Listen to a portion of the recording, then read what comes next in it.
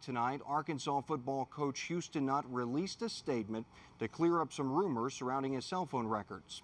In that statement, Nutt says, recently unfounded gossip and allegations regarding my private life have occurred on internet message boards and have been reported by various media outlets. I would like to address those matters directly with the Razorback family.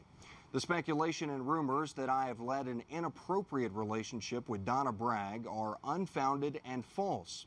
Some have raised questions about the number of text messages and phone calls reflected in my cell phone records. Text messaging is one of my primary modes of communication on a daily basis.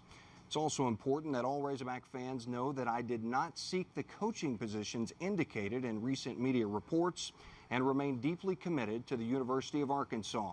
My family and I believe in the Razorback fans and in the University of Arkansas, and we believe in the future of the Razorback program. Now, that response came in the wake of a lengthy article today by the Arkansas Democrat-Gazette, which addressed Houston Nutt's cell phone records and his communication with television news anchor Donna Bragg. The reporter in that article talked to the man behind the story about how he obtained Nutt's cell phone bills and what he found in those bills. Thomas McAfee of Searcy was alarmed that Nutt and Bragg had text messaged each other over 1,000 times in a 2-month period, and he emailed his concerns to the Arkansas Board of Trustees. Now, after that article came out, we wanted to know how officials at the University of Arkansas felt about it. KNWA's Alex Flippin spent the day trying to get their reaction. Joins us live now in the newsroom with more on that. Alex? Matt, we attempted to get comment from the chancellor on down to members of the athletic department. Surprisingly, we received the open letter from Coach Nutt, but other than that, the collected lips of the U of A were sealed. When it comes to this morning's article, it's tough to judge reaction from almost anyone connected to the U of A. Why? Because with the exception of Houston Nutt, no one is talking. In an effort to find out how the article was received, we attempted to speak with 15 people that we thought might have an opinion on the matter.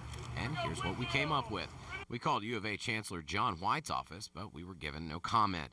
We were referred to Tyson Kindig with University Relations. He had no comment concerning the article except to point out it was awfully long.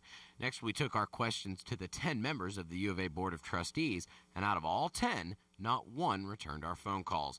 It seemed we were getting nowhere. Frank Broyles didn't return our calls, and neither did anyone else connected to the athletic department. That was until we received the open letter from Houston Nutt.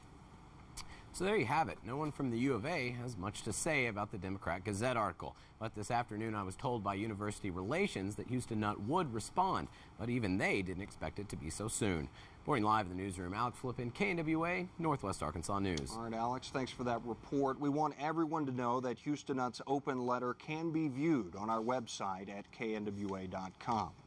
And in the age of the internet, this type of